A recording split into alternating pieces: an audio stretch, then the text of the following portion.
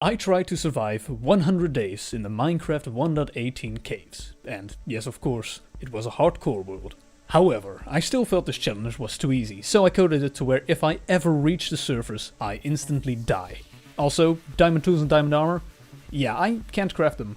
No, really, it'll just give me iron instead. Now all diamonds are good for is enchanting, and, more importantly, jukeboxes.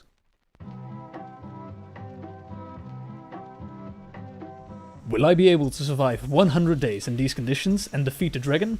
Let's find out. Oh, by the way, I am definitely the original creator of the 100 days format. Yeah, only one out here doing it. Also, funny and completely unrelated, you should check out Luke the Notable's channel, after you are done watching this video, of course. I spawned in a lush cave. I started walking around and soon found a big room with a ruined nether portal and exposed geode. This was already the best start I've had. Oh, yeah, I didn't mention yet, but this wasn't the first run I've done. It was the first run that I did where I survived long enough to make it into an interesting video. Some runs ended very soon, and just had bad luck. Some runs I was 16 days in and then found out that OBS wasn't recording any of it. I'm in pain. Anyways, after looting the ruined nether portal chest, I almost died to a random witch. I found that, yeah, there was absolutely nothing of value in there. So I continued exploring. In another stroke of luck, I found this abandoned mineshaft that would supply me with a bunch of wood to craft some tools and other basic needs. Also, the term abandoned mineshaft is sort of misleading because this was all but abandoned. Once I got some tools, I found a lonesome creeper that I tried getting rid of using my pure genius.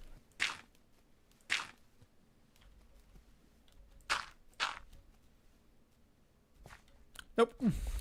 Back in the main cave, I dug a hole in the geode and set up camp there. Also, I didn't have torches, so I ended up using some of the netherrack from the ruined portal to light up the build.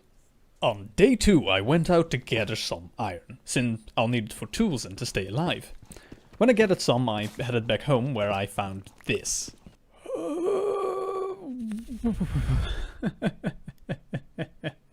So I headed back into the mines, hoping they'd despawn. But in the caves the situation wasn't much better. I found these two endermen that I decided to get rid of, and, well, I mean, just watch.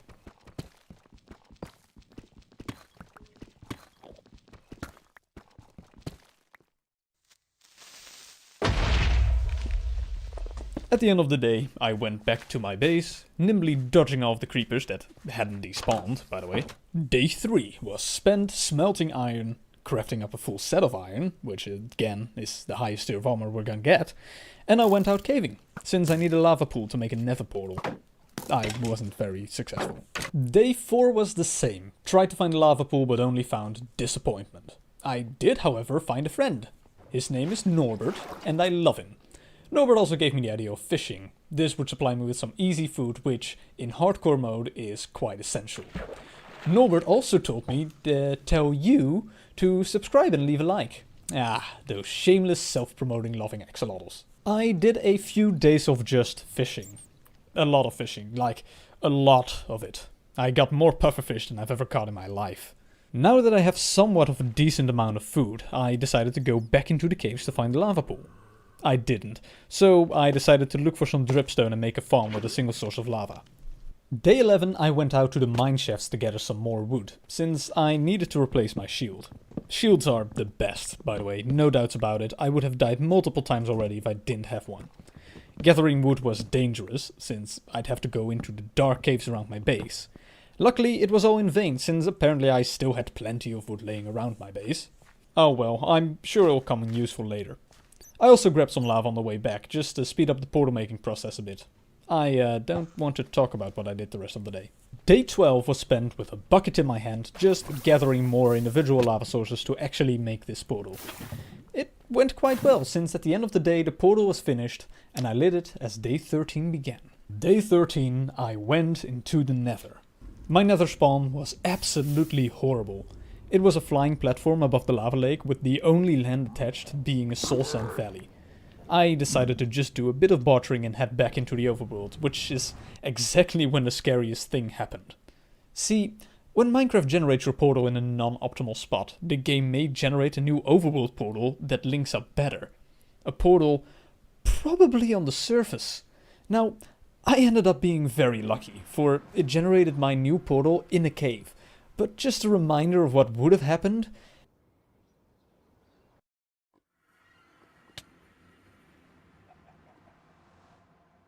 I spent all of day 14 just trying to find my way back home.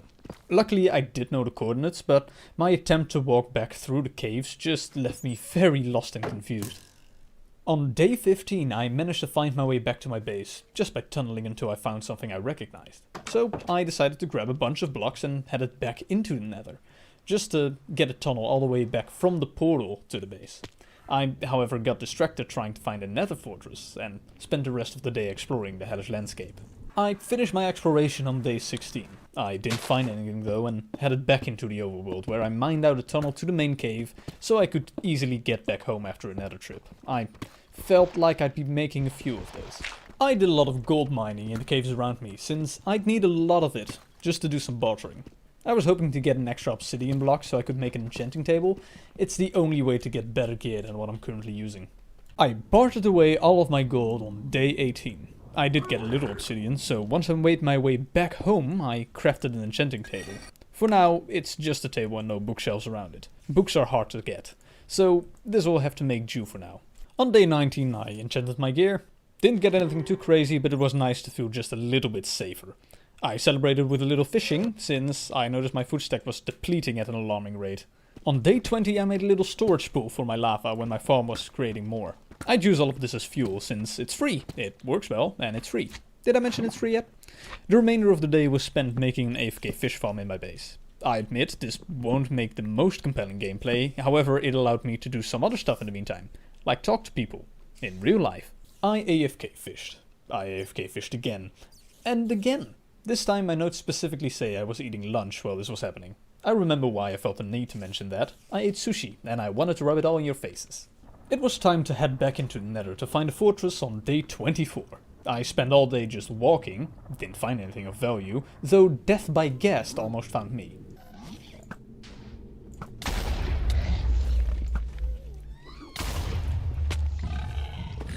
Same for day 25. You know you've spent too much time walking in the nether when this happens.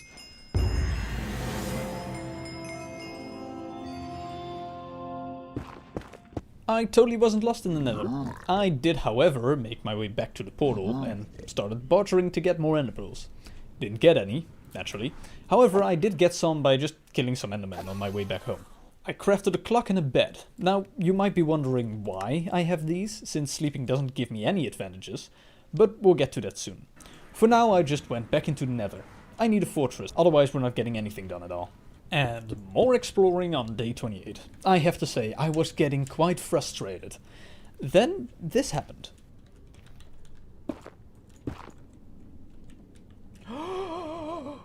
So I instantly went in and collected all the blaze rods I'd need. I also went to gather some nether warts to brew some potions, and I left the fortress. I returned to my portal. I wasn't lost at all, by the way, and bartered with my favorite piglin. I got enough ender pearls to probably never have to go back to the nether again. After going back home, I slept for the first time. Now, you might be wondering why. Well, every day in Minecraft is 20 minutes. And as you might expect, doing that for 100 days is quite a lot of hours that I honestly don't need. So I sleep as much as possible, just to cut down on the amount of hours I need to spend doing useless tasks. I spent day 30 AFK fishing, because I need food. Yep, still need food. I love fish. I decided I wanted to have some tunes, so I tried making a music disc farm. I failed. Massively. Since I won't be defeated that easily, I went out the very next day to improve the music disc farm and make it work. I failed. Massively. Of course. On day 34, I finally got the farm to work, and I managed to get a music disc. It's not my favorite disc out there, but it'll do.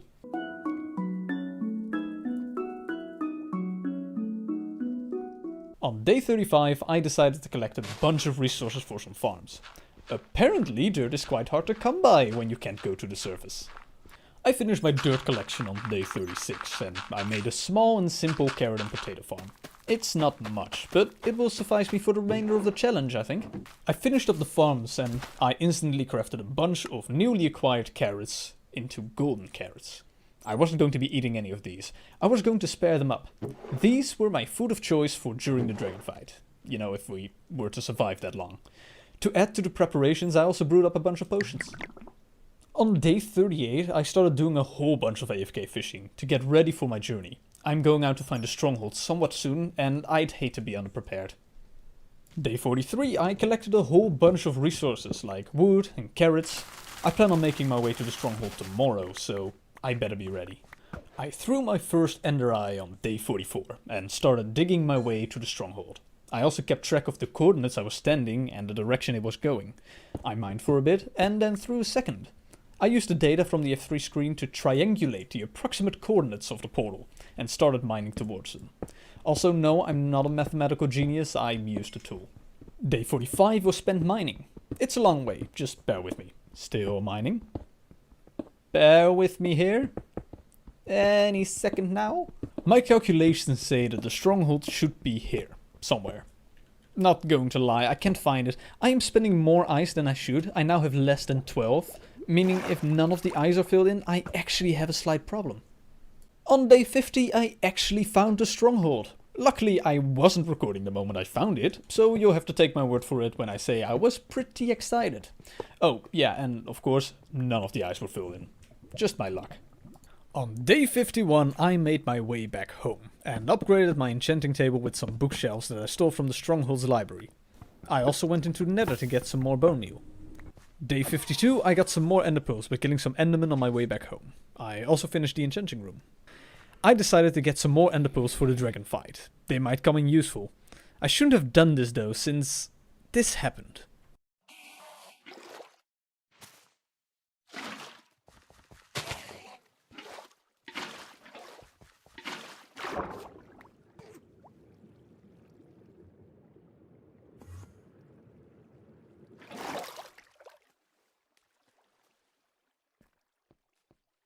I don't understand Enderman AI, but I will say, if I didn't grab that water bucket, I would have died there. Back home, I crafted a bunch of new armor, specifically to use for the dragon fight. I'll be enchanting that later on. Day 54, I made a cobblestone generator in my base. It was probably the safest way of getting a bunch of building blocks. I needed more cobble, so I got more cobble. Mining continued into day 56. I like my little geode base, but I feel no Minecraft world is complete without building a lovely home. And I picked this spot, right next to the geode, since I won't be moving any of my farms. If there's anything I learned from watching 100 Days videos, it's that walls are key. Rome wasn't built in a day, neither was Casa el Lush Cave. Just more building today, really. I also don't think Rome was built in 2 days. I'll give myself some slack here. At the end of the day, it was pretty much finished though. I even moved in. I decided a good permanent residence for my clock would be this grandfather clock design that I tried making on the fly. You can see that I'm not a builder. Day 60 and day 61 I spent making a general mob farm. I knew going into it wasn't going to be very effective since I built it on the ground, in a cave, where nothing was lit up. But still, some free bones and arrows beats no free bones and arrows. On day 62 and 63 I went and collected a lot of iron. A very nice amount of iron actually. I need an anvil for, enchanting reasons? Yeah, let's go with enchanting reasons. Okay, I might have lied. I crafted up an anvil, but right away used it for the actual reason I got it. Norbert wasn't named yet. On day 65 I did nothing. Really, I AFK'd in my house. I meant to pause the game while I took care of some in real life chores, but I kind of just forgot. Day 66 I went back into the nether for the first time in quite a while. My general mob farm wasn't producing very much and I will need a decent amount of arrows to get through the dragon fight safely. Day 67 I decided going outside of my house is simply too dangerous. I always have to be on guard since mobs are just everywhere. Also, lighting it up would ever so slightly increase my mob farm rates, which is a big plus. Lighting stuff up went far into day 71, where I found out that the lush cave I live in is quite a bit larger than I originally thought. Oh, I took a break from lighting up on day 69 to get wood. Make of that as you will. On day 72 I decided that Strat is a nice song, but I really need some more tunes. So I constructed the new and improved music disc farm. On day 73 I added a music disc farm to my creeper farm. No, it really says add a music disc farm to the creeper farm. Yeah, I know it's the other way around. That's what it says. I don't know, I must have been tired. I finished up the full farm on day 74, and it's working pretty well. I went around the cave to gather some more resources. I also used the music disc farm a fair bit more. Like with the general mob farm, it's not very effective, but it'll get the job done. On day 76 I decided that I really wanted to find my favorite music disc. Chirp. It's the red one. Now, am I really going to spend many valuable in real life hours to get a music disc? I mean, what do you think? Also, what is your favorite music disc? Let me know in the comments. Day 78 I actually broke the farm. I just got in the boat with the skeleton. Now he's no longer in the boat. Crap.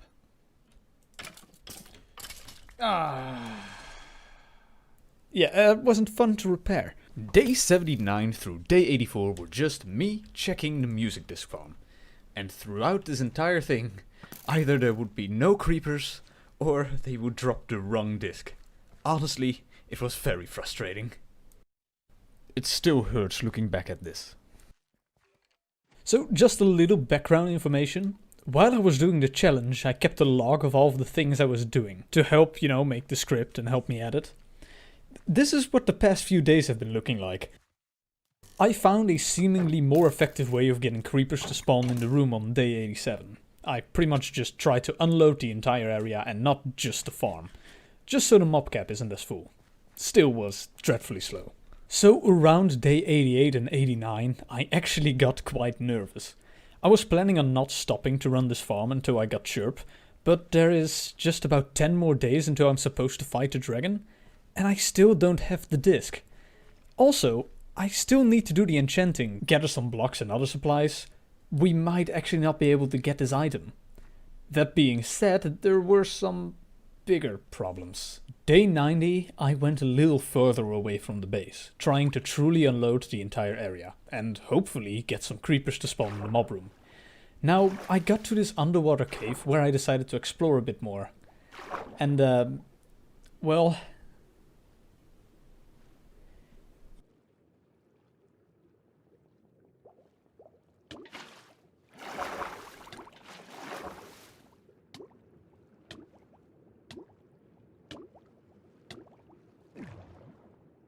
Yeah, I can't imagine I was more than just a few seconds away from ending my run right there. Luckily, I learned from my mistakes. Right?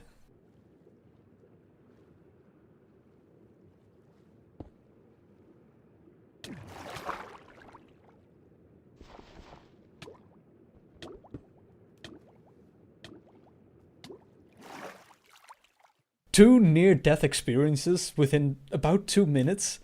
That would be enough excitement for today. Right?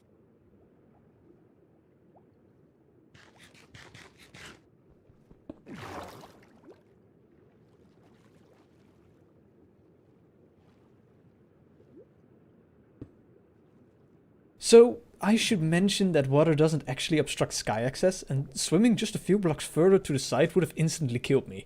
And I didn't notice until I swam past. Needless to say, after this very exciting trip, I decided to go home and never swim in these caves again. On day 91, I did more music disc stuff. I didn't get Chirp, of course. I'm sad to say that I've become desperate. It's something so stupid, so small, but I really feel defeated. The next 2 days, I decided to shift my attention to the things that really needed to be done. Today and for the next 3 days, that would be enchanting. Trying to get the best enchantments possible with limited resources and experience is a dreadful task. But I really want to increase the odds of successfully beating this challenge. I am too far in to just take an L here, and since I already took the L on getting Chirp, this could end up being a very depressing video indeed. Day 95 and 96 were more preparations. Crafting stuff and collecting blocks. I felt pretty confident that with the supplies I had, I'd make a fair chance against the dragon. Although, I am a horrible shot and no professional in melee combat. Day 97 is my final day without plans. Tomorrow, I would make my way over to the stronghold. just to make sure that I'd be in the end on the 100th day. Of course, as you might expect, I was going to be spending it on the music disc farm. And well, I never even got a single creeper to spawn. So, on day 98 I did some calculations. And walking to the stronghold using my path would take almost exactly 1 day. Meaning, if I were to give up my setup day in the stronghold, I could actually spend 1 more day trying to get the music disc. It's a 1,000,000 to 1 shot, I'll admit. So I did just that. I spent the 1 day that I probably should have spent being productive, just unloading and loading and unloading the music disc farm. But then, I got this huge pack of 4 creepers to spawn in the farm at once. It was the biggest pack I've gotten. It was only a few minutes before the dawn of day 99, so I knew this would be my final chance.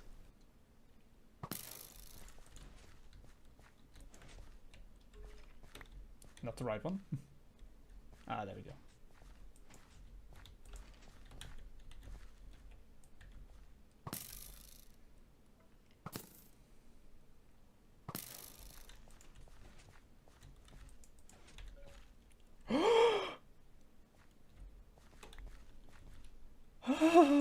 Yeah. Oh, that is going to make this video so much better.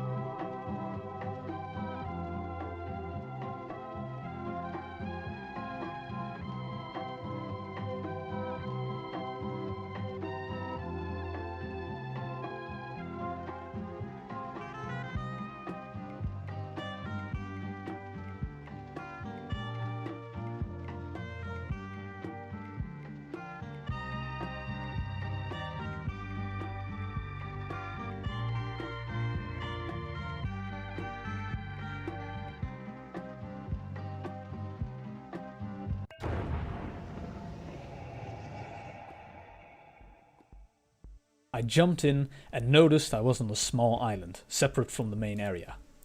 I threw my ender pearl onto the main land and started sniping down the pillars. I have done the dragon fight plenty of times before, but never have I seen a dragon as aggressive as this one. As I kept shooting down more and more pillars, the dragon let more and more attacks rain down from the skies. At some point, I had but 1 pillar left to demolish, and I didn't seem to be able to shoot it down. So I pillared up to shoot it from close range. The dragon retaliated by shooting me with his dragon's breath. I was in a vulnerable position. My ender pearls were no longer in my hotbar and I didn't have the time to swap them in because I died to his attack. All I had was a water bucket with an axolotl in it and I had no choice but to jump off. I performed the first ever successful MLG Norbert, and with that the final pillar was down. I ate the golden apple I've had since day 1 and started chipping away at the dragon's health. He purged once, and he purged twice, and at the last seconds of my strength potion, I defeated the dragon.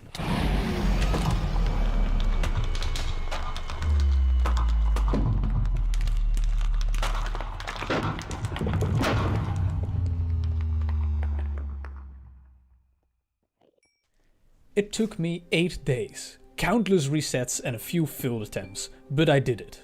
On the last run I was planning on doing, releasing it no matter what happened.